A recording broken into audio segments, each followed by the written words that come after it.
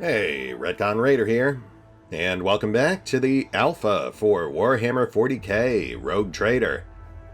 As today, we just keep on tugging at those plot threads until everything unravels. We've already got a fairly clear picture of what's going on here, at least aspects of it. There are still lingering questions, especially where the Eldar fit into all of this. But we've got a fairly prominent clue to pursue today. A single surviving rebel, one of the assassins that recently attacked the estate, conveniently right after we landed, who has apparently holed himself up in this building, and the guards were very distinctly trying to eliminate him before we could find out about it. So, time for us to horn in, see what this guy has to say.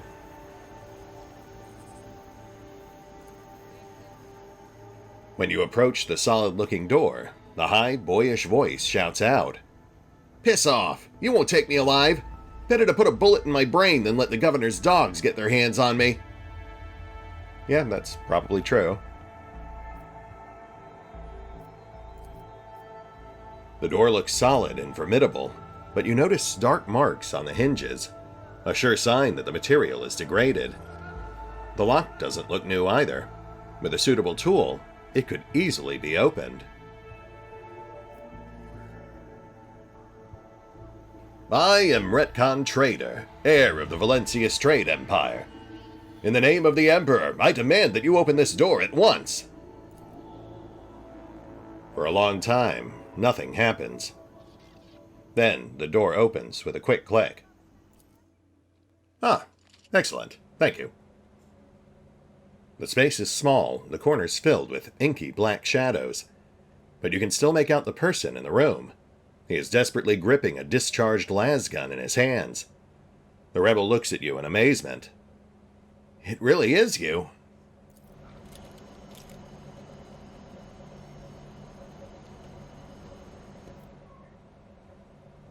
The young man, practically a boy, falls to his knees and stretches out his bloody hands toward you.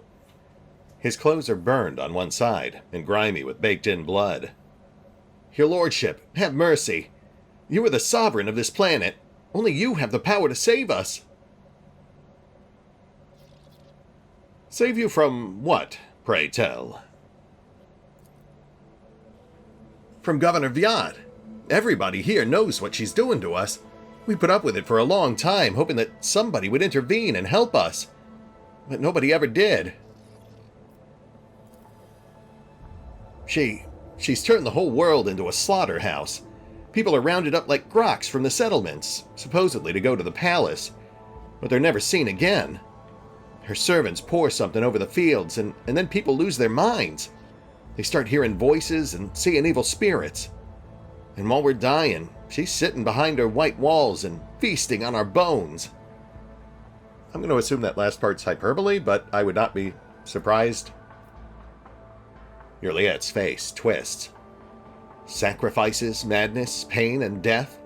Even in so primitive a society as this, such rites seem senseless, not worthy of such efforts. What is this? A random quirk of nature? Or something darker? "So the governor is making your people see evil spirits?" "Yes. Others are going feral and attacking their loved ones. And then there's..." The boy lowers his voice.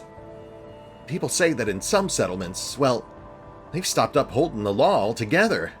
Imperial law and the law of basic human decency. People are literally turning into animals."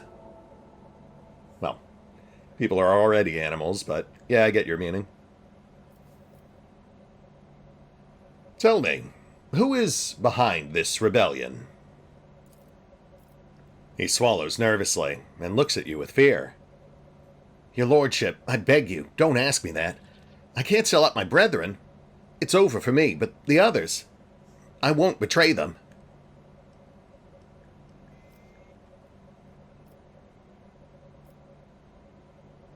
"My friend, this war will wage on endlessly unless someone steps in and puts a stop to it. And who better to do that than me, the ruler of this planet? Tell me what I want to know, and I swear to you, I will resolve it." The boy hesitates for a few seconds, and then his head drops limply. As long as you keep your word. I've never been to their camp. None of us have. Only the chief saw one person from their base. He came a few times, bringing weapons and orders. He said he represented a greater force than we could imagine, and he said that the governor's dogs will pay for their reprisals in the settlements. But that's not where they're hidden. They keep their distance from the ordinary folks. We have it all worked out so that if anyone gets caught, the others aren't caught with them. But I swiped the chief's Vox. I thought after I killed the governor, I could use the message coordinates to find the base and hide out there. The boy retrieves a Vox from his pocket and holds it out to you with a shaking hand. That's everything I know, your lordship.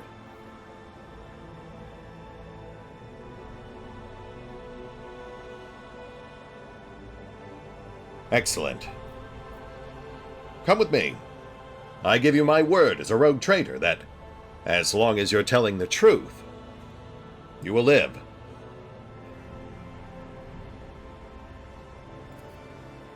The rebel looks at you in bewilderment, and then bows low before you. When he speaks, his voice trembles. Your lordship, thank you. Thank you for this kindness. I never thought I'd survive this.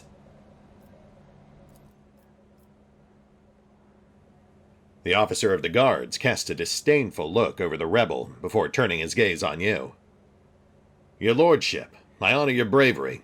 Please, allow me to get rid of this rat for you. No need, my mookish friend.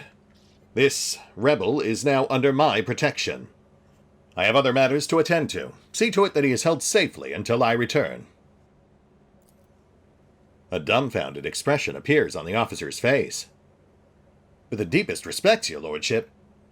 The officer thinks better of his next words and abruptly bows. It will be done.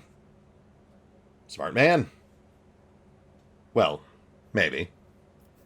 We'll see if the rebel actually survives. Thank you, your lordship. Without your patronage, I would already be dead.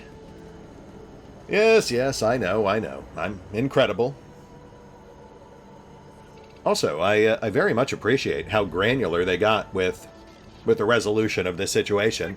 We weren't forced to choose between two extreme binary positions, like letting him go immediately or just executing him.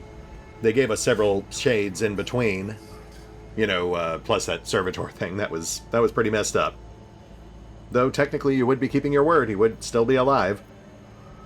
But I like that we could choose, for example, between holding him and letting him go. Because obviously, whether or not I spare him is going to largely be dictated by whether he gave us accurate information. If that Vox he gave us just lures us into an ambush, then he will pay for it. But if not, then I have every intention of keeping my word. Either way, his life will be spared, but the quality of that life will vary, depending on exactly how reliable the information he gave us turns out to be. Alright, so now we need to... A new challenge for me? What are we doing? Oh, right, yeah, he just gave us this Vox with coordinates, so I think we have to go back up into orbit. And then in theory, we should have another landing site available. Or this. A Langtech. Yrliet gestures for your attention. As you once sought my help, now I am seeking yours. The time has come to dispel the final shadows on our path. I have hidden the truth from you. I know a great deal about those who are disturbing the peace of the local ruler, and I also know where they are hiding. Allow me to show you the way, on the condition that you bring me to them. I don't think the rogue traitor needs your revelations right now, Xenos. That is, even assuming that you are not lying now as well. I will admit, this is a rather unexpected and suspicious revelation. Perhaps my admission does sound like that. But please believe one thing. What propels me now is much more important than my earlier silence. Everything you have discovered, everything you have learned from your kind, they are all traces of the same calamity. A calamity that will eclipse all the strife and wars on the face of this world. All the signs were plain to see, but I was here and the Monkey failed to recognize the coming storm. Please, follow me, rogue trader. You must, if this world truly matters to you. And what calamity might this be? You claim you're trying to help, and yet you still insist on withholding information. I will reveal the truth very soon, but not here. Not in the place where it seems evil has made its nest. Have patience, Alantek, and trust me.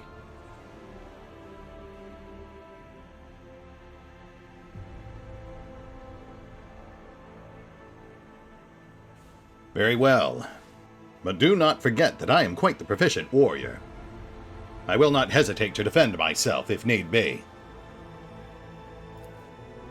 Please, restrain your bloodlust. While I am with you, nothing will threaten us. Oh, you sweet, naive Eldar. Yeah, we'll certainly see how that goes. Let's go, Alantek. I pray to the gods that we are not too late. Oh, and we're right into it. Okay. Hey, Heinrichs. What's up, buddy? You've been much more reasonable than I thought you would be, given the current situation. I'm actually starting to get some strong Regil vibes from him. Perpetual voiced disapproval, but a willingness to just hang back and see where I'm going with things. Okay. Let's go. You will soon see everything for yourself, Alantek.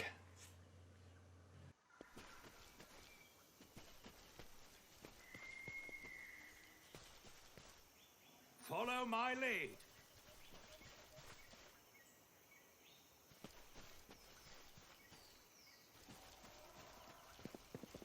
Oh, we've got signs of corruption.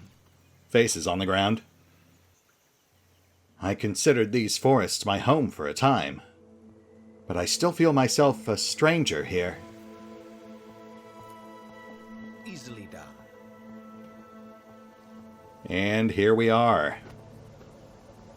A rebel base, but I can't help noticing that the rebels are all marked as hostile.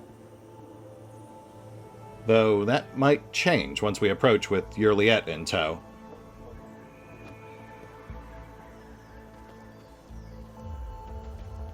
Let's find out. Submit, and you'll die swiftly. Show them no mercy. Damn it, we're under attack. Kill the intruders. Stop. Lower your weapons. And time to kill. Okay. We've got a diversionist in back. That's the guys with the grenades. A lot of range mooks right around cover. Sharpshooter and heavily armed rebel. Those sound like priority targets. Modest assortment of melee guys. Right next to a ramp that leads up to this rooftop. Oh, and combat servitor. Hands down the most dangerous thing on the board right now. But those guys are slow. So even if he comes at us in a straight line, that's like 4 turns out? Depending on range on that weapon.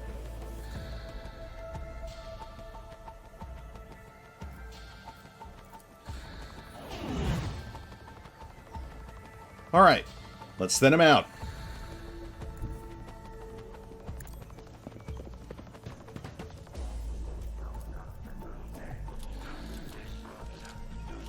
Suits my purposes. How's that for a reception?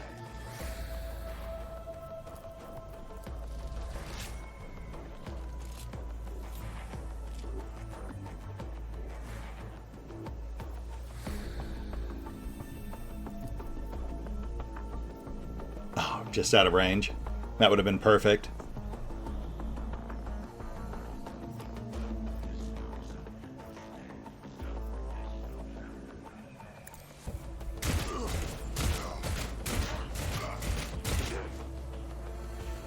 That'll do. Not nearly as spectacular as I would have liked, but you gotta start somewhere. It's like eating an elephant. You don't try to eat the whole thing at once. You do it one bite at a time. And you know, but hope the elephant doesn't crush you to death while you're still eating it. Pretty sure that's how the saying goes.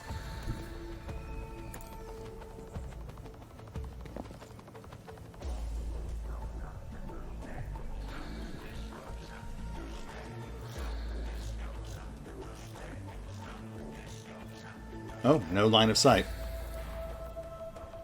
I figured we could see over that cover, but I guess not. Fair enough.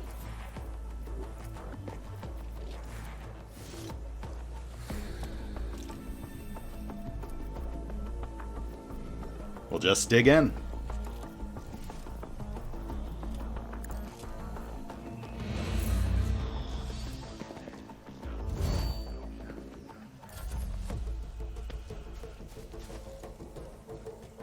Melt-a-gun incoming.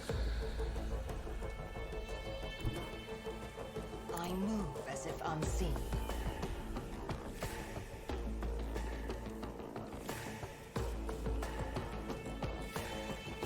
This makes a good trial run for double tap. But let's get study in first. I am not your Xenos pet monkey.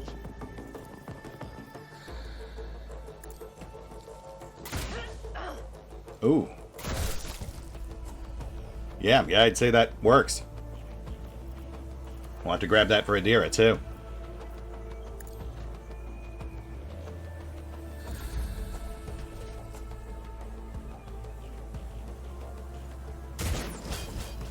Those Dingledorks are hugging cover, that's fine. We'll let Pascal on that momentarily.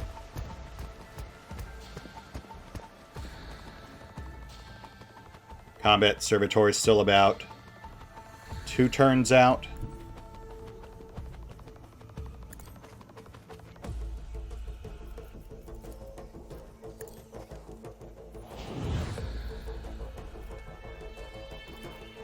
If I may.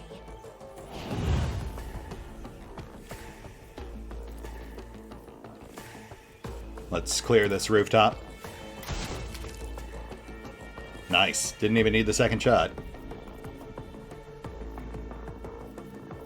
Also, I love that the cover up here is just straight up a table turned on its side and like bolted to the ceiling. It's a really nice touch.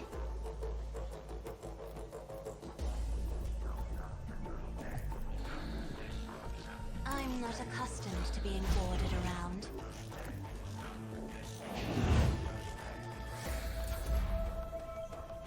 Adira! What is this foreboding? Foreboding is this. But of course. And we are not in lightning range. That is a shame. That would have made things so much easier. But we've still got Pascal.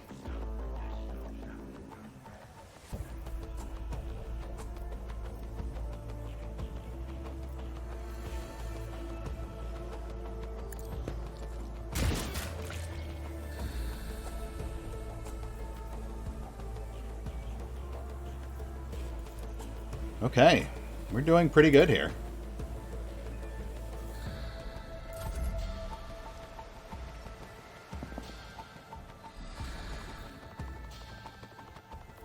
Pascal, I'm going to need you to set up a kill zone for us.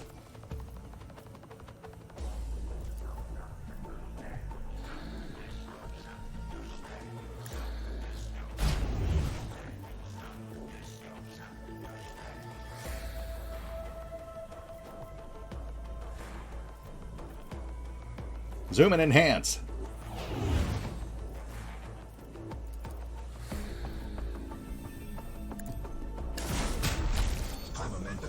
Oh, man.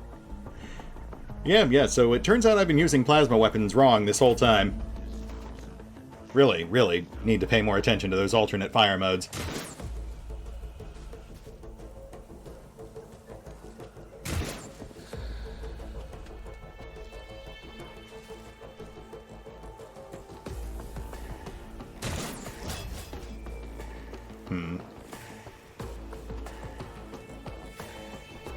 That sharpshooter is going to be a problem. Vengeance will be swift.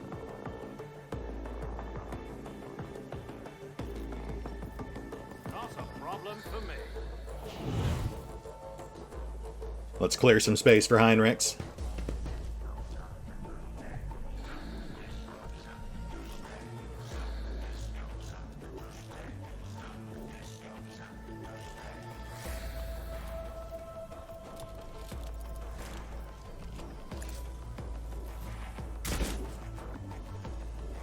That's fine. We're just building up momentum.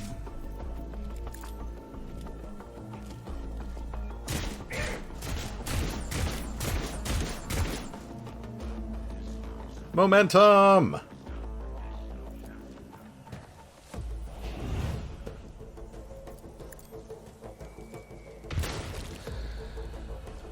All too easy.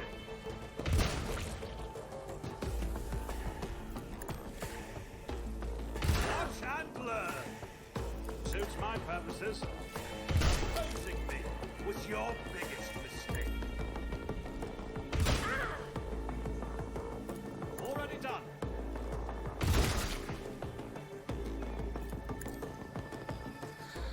You didn't stand a chance.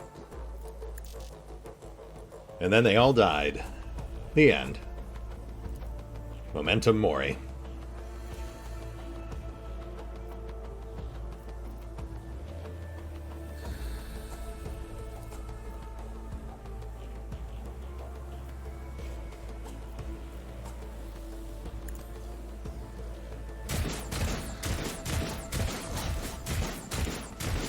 Nowhere to hide. There we go.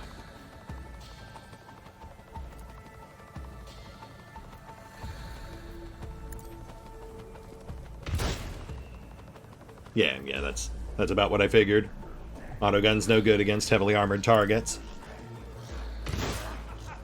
Another clean strike. But it's pretty fantastic when it comes to softer targets.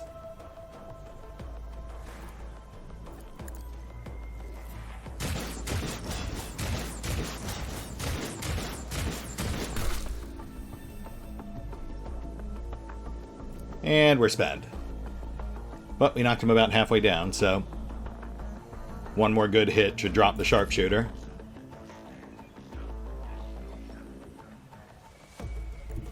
Get me a target. Alas, no. Oh, shoot, can we not charge downhill? For the throne's glory. Okay, fair enough. But of course, Lord Captain. We really just need Heinrichs in this guy's face. This would have been nice to get an extra hit in.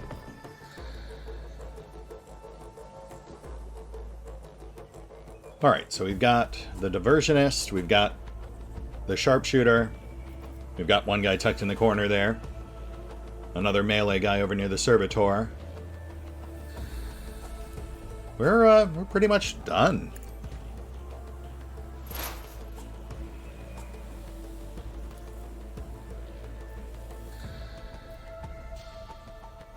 I understand your intent.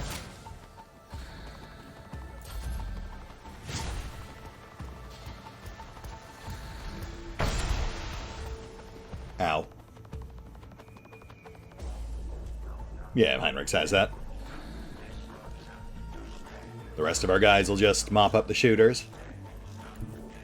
I have read tomes of military tactics. Me? If you insist, Lord Captain.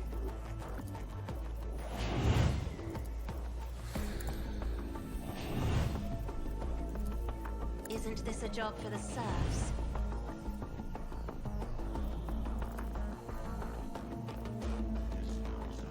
Shoot, too far.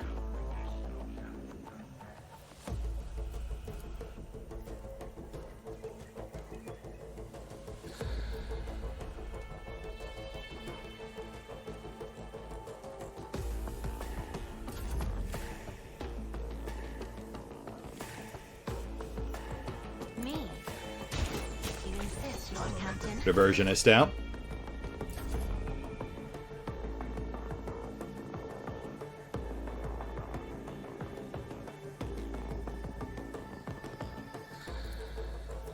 Yeah, this guy's dug in pretty good. And too far out for us to use our auto hits.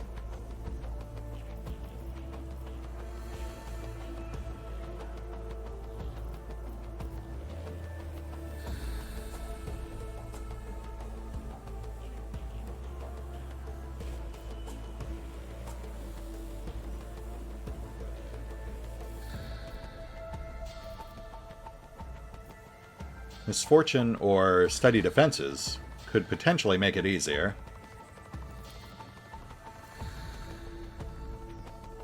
Ah, but steady defenses is also medium range, so that's still too far.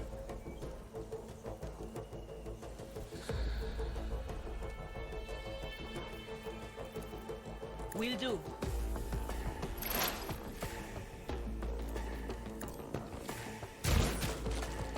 Hey, there we go. All that fussing and calculating for nothing. I should have just rolled the dice.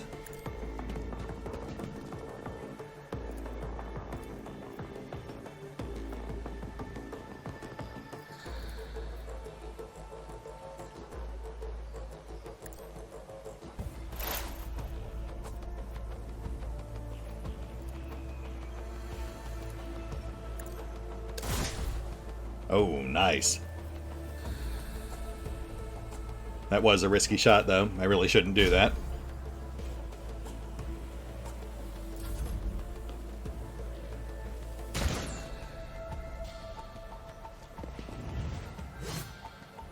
Melee guys in. Oh. We've got Eldar. So are they here to help, or are they here to hinder? Marked as hostile. Okay, well, I guess that answers that. So I guess that implies that the Eldar are the rebels' secret benefactors. Which actually does kind of track, because maybe they were initially against the rebels, hence Yrliet's presence at the estate. Only to later discover that the governess is the corrupt one, and the rebels are just trying to stop her. At which point they might have cut Yrliet out of the loop for fear that she was also corrupted.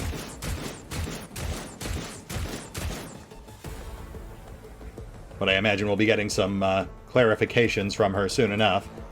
This obviously did not play out the way she thought it would. Nothing I can't do.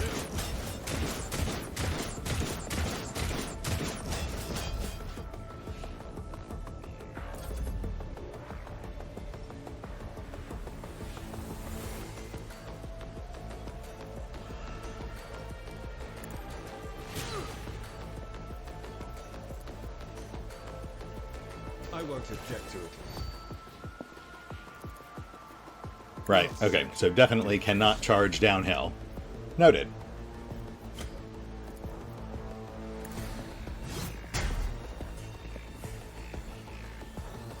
I feel the power surging. Let's see to it. Yeah, I'm heading out.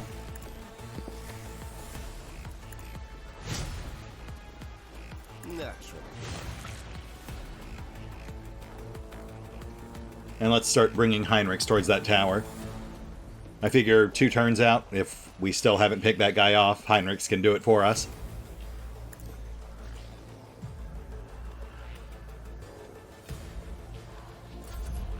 As for these guys... let's see what we're dealing with here.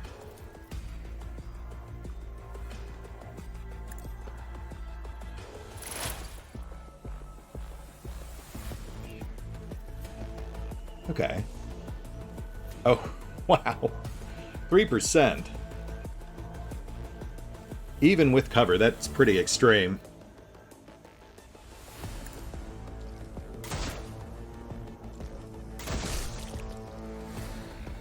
Thankfully, it's just the one guy, the Guardian. His buddy went down easy. But this guy might be a problem.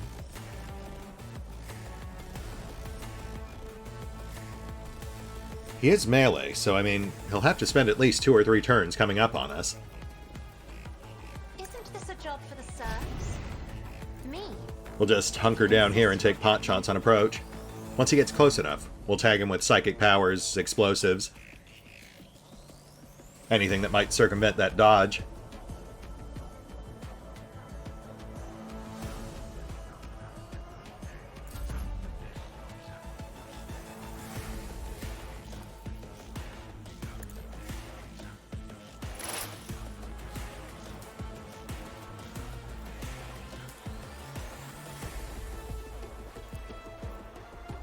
Anything is.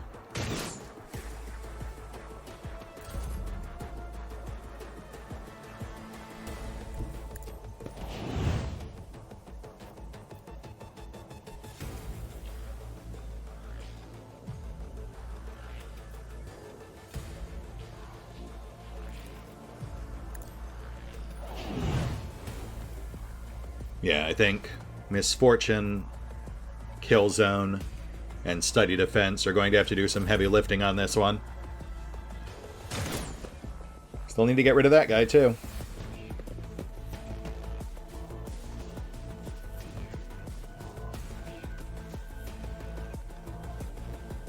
Oh, crap. Is he going for Heinrichs?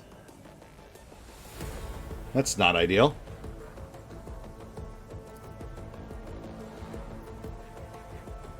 Alright, keep pot-shotting the sniper.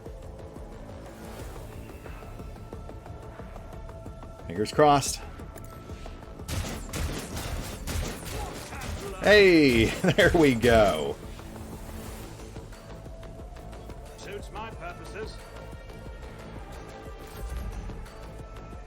Fall back, Heinrichs. We need you back up top.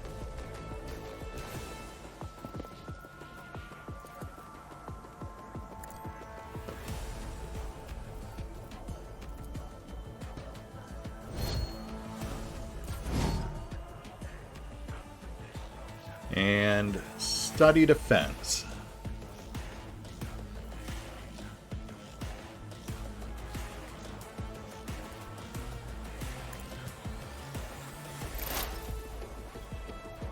Share it with the rest of the party.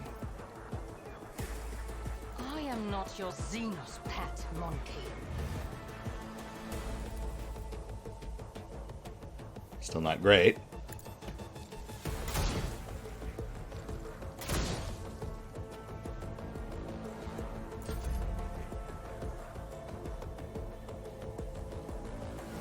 Adira's up next, but can we get Misfortune up early?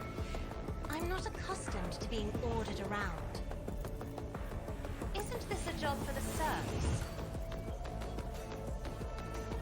No. No lightning either. Too far for Shriek.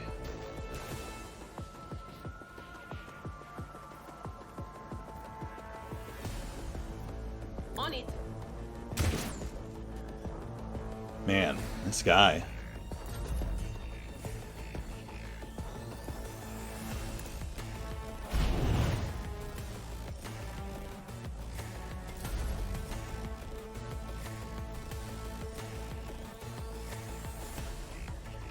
Too far for lightning. But we've got Misfortune.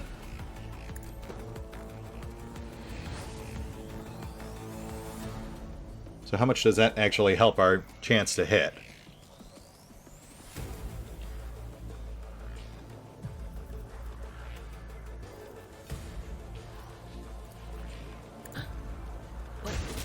Was that you? Or 53%, not bad. Now, Study Defense or Killzone? Killzone. We're already sharing Study Defense.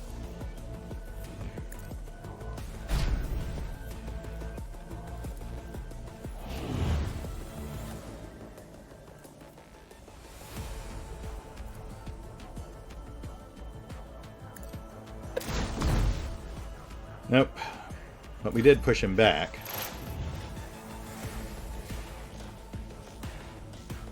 Oh. Crap. I don't think we have line of sight there. But maybe... Time for this.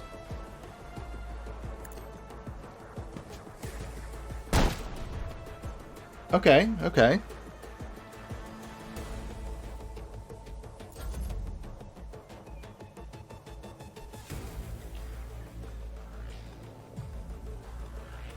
Looks like he's coming up on the left, so let's get Heinrichs up here.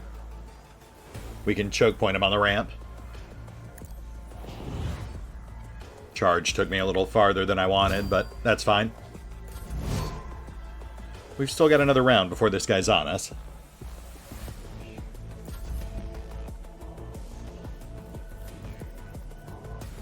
If I may, I am a navigator, not a servitor. Oh man, this is going to be tight.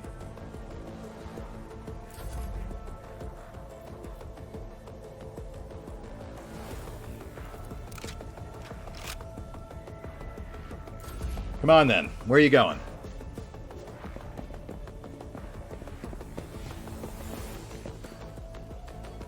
Yes, that is perfect, thank you. Not a problem for me.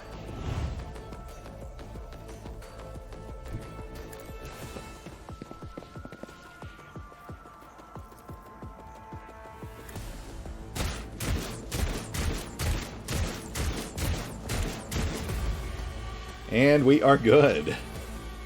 Hey, Yrliet, what's up? Yrliet's usually dispassionate face is contorted in a grimace of pain and rage. Your elucidator activates when she begins speaking in her own language. I swear on Cain's riven heart, moron, you will pay for your treachery. You will drink of the cup of suffering to the very bottom. You will walk the path of torment and... Well, well, well. Who knew a tempest was raging beneath that unruffled surface? You're just full of surprises, aren't you? Yrliet closes her eyes, sucks in a breath through her teeth, and quickly murmurs something. When she opens her eyes, her face is once again a mask of cool serenity. She looks at you and begins to speak, this time in low Gothic. Please, excuse me, Elentech. I allowed the turmoil of my soul to win out over my reason. A slip like that could cost me more than you can even imagine.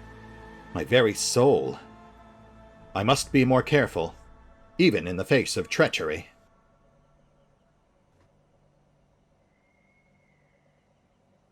Yes, well, be that as it may. I think we're past time for you to finally tell me what's really going on here. I see no other path. You deserve the truth. We call ourselves the Children of Asuryan. Eldari is another name of ours. We were the echoes of the great empire that once ruled the galaxy and created new worlds. The planet that you call Janus is one such maiden world, the Lelathan, a haven that our ancestors made for their kin. For many millennia, only the shadows of our predecessors lived among the ruins. Until you humans came here. We are the heirs, and we are entirely within our rights to call the Maiden World our own. However, our arrival is a tragedy, not a homecoming. Sorrow seeps into Yrliet's voice. We belonged to Craftworld Kruderak, which fell on the border of this star region. Only the providence of the merciful gods allowed us to escape the fate that befell those whose souls perished amidst the stardust, along with our abode.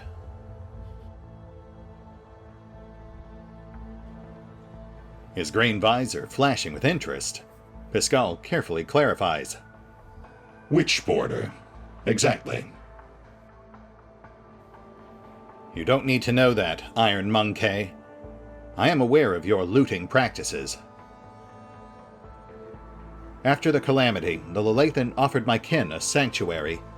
a place of respite in the ruins of our ancestors, under the canopy of the forest created by the wisdom of our world singers. Living alongside your kind, who reap the fruits of our labor with such vulgarity. So you came here, alongside the other Eldar? No. My path brought me to the Lelathan later. Yrliet hesitates. By another route.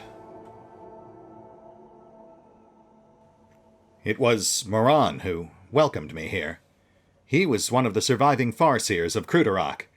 He was with a handful of Asuryani who had escaped death and found the path here, to the destroyed cradle of our kind. They were outraged when they saw how the Monkey had ravaged our flourishing garden. How exactly are your kin connected with the uprising on my planet?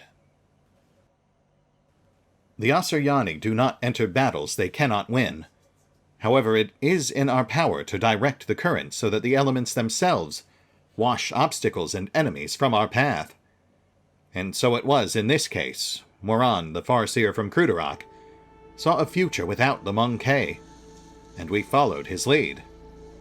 We simply used the Monkey's passions against them, their love of freedom and anarchy, their love of domination and violence. Stoking enmity between servants and rulers is easier when your targets are governed by emotion, rather than reason. Harsh but fair. My kin became military advisors to the Monkey who rose up against the ruler of this world. I had a different mission, to become Vistenza's handler, since the rebels would be unable to get to her until both sides were sufficiently weakened. The ruler of the humans had never seen a child of Asuryan before, and so she accepted the lie about a degenerate branch of Monkey dwelling far from their own kind. Ah yes, a double bluff. I suspected as much. But then why did your kin attack you? I know not the answer to that question. Yrliet lowers her head. Many cycles have passed since I departed these forests, and my kin. They cannot have forgotten me, can they? Well, this is awkward. Well, tell me this. How could a handful of Eldar possibly expect to conquer an entire planet? You struggle to understand the children of Asuryan, and I do not blame you for that. We are too different. Yrliet says nothing for a few moments, choosing her words. Monkey walk blindly into the future. We choose the path, guided by our Farseers. Krudarok was the birthplace of the powerful watchers of things to come. Our leaders were selected from among their ranks, and their word was set in stone, unshakable like the universe itself. Moran, our leader here, is one of that group. The children of Asuryan are subject to his will, and he is subject to the will of his visions. Moran saw the Lelathan in a vision, suffering and crying out to be cleansed, and we did everything we could to rid the maiden world of the Monkey. Our lives, our desires, all that is dust compared to the light of the path Moran has chosen for us. At least, that is what my kin believe. I used to believe it too. Until recently. Why are you telling me this? Not that I don't appreciate it, but what brought about this sudden fit of candor? Elantek, your arrival has thrown my path into disarray, and lifted the veil on the truth that had been hidden from me. While I was shadowing the humans' ruler, I failed to see the signs. Signs that there was another threat looming over the Lelathan besides the Monkey's deeds. The threat should be familiar to you, as it is to other intelligent species in the galaxy. We call it Silent Thresh, she who thirsts, goddess of chaos. Well, I know that one. That's Slaanesh, and we had guessed as much. Disfigurements. It seems you call these mutations, are the surest sign of this threat. By mutilating living forms, this malevolent power subjugates them and bends them to its will. You have seen the deformities in the faces of those who are closer to the Lelathan's body than others. The rebels who hide under the canopy of these forests. The Monkey are weak in spirit. They are susceptible to the propositions of She Who Thirsts, and in their drive to attain her poison gifts, they perform perverse rituals in her name. Rituals that require sacrifices. Like the Monkey who were brought to the palace and never seen again. The Lelathan's world spirit senses the threat and resists as much as it is able. The living things that inhabit this world are becoming its weapons. Weapons turned against the Monkey. Poisonous plants, rabid beasts. These are all like a blade in the Lelathan's hand as she fights the coming of Silent Thresh. The signs that have been revealed to me, they all indicate the presence of corruption on this world. Tendrils of corruption may be threading through the world spirit, poisoning it even as we speak. But for corruption to take hold of the planet so quickly requires effort. Effort directed by the will of another. Yrliet pauses. I believe Vistenza Viat is in thrall to the will of Silent Thresh. You think? Gosh, well, glad we're finally on the same page here, Yrliet.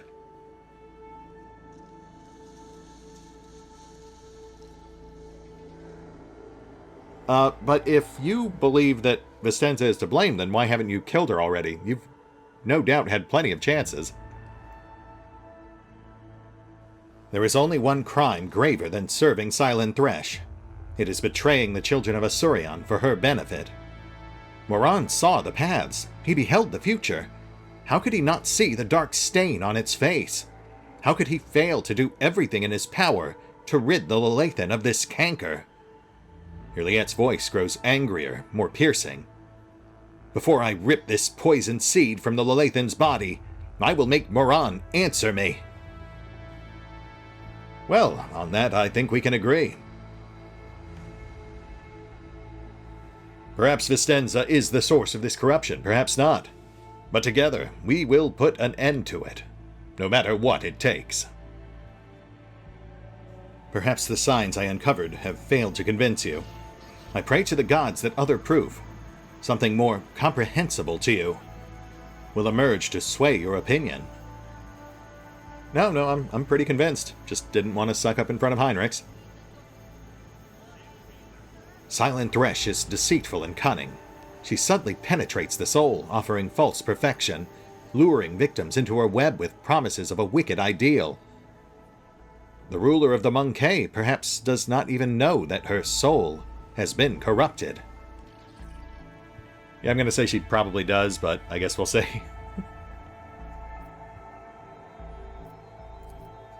Very well. It sounds as if we have quite a bit of work ahead of us. We should keep moving. And with that, I think we've come to a good breaking point.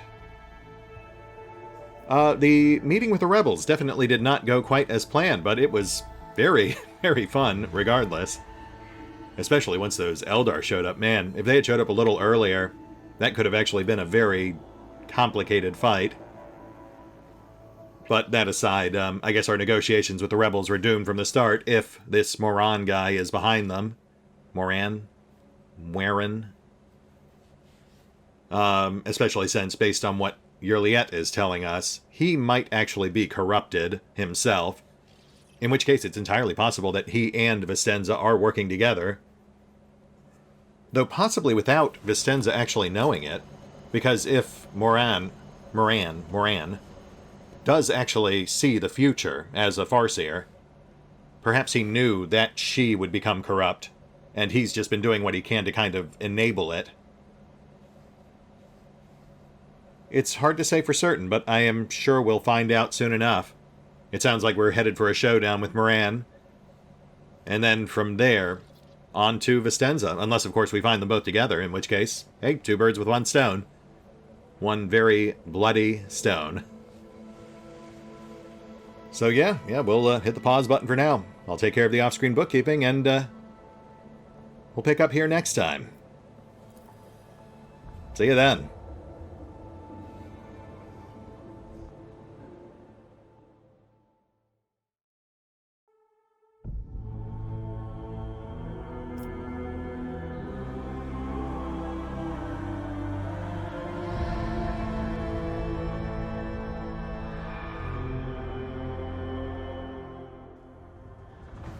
Oh, and special thanks to the Raiders, the fine folks who help make these videos possible, including but not limited to Dragon Matrix 7, Mathew Smith, Revenant, Alois, Drakiith, Theory-V23, EgonAlter, Emile, Exsellsior, Gottlieb, James Trimmier, Kazorm, Mark Giemza, Nathan Welch Jr., OverlordPherom, RandomPassrby, RobbyB, Tomasz Piątkowski, Triphoppenskip, and Valinrook. Thanks for your support, guys. That said, if you'd also like to help support the channel, feel free to push the buttons that do the things. Trust me, it does make a difference. Or you can even check out the PayPal, the Patreon, or the Nexus GG page. Links are in the description.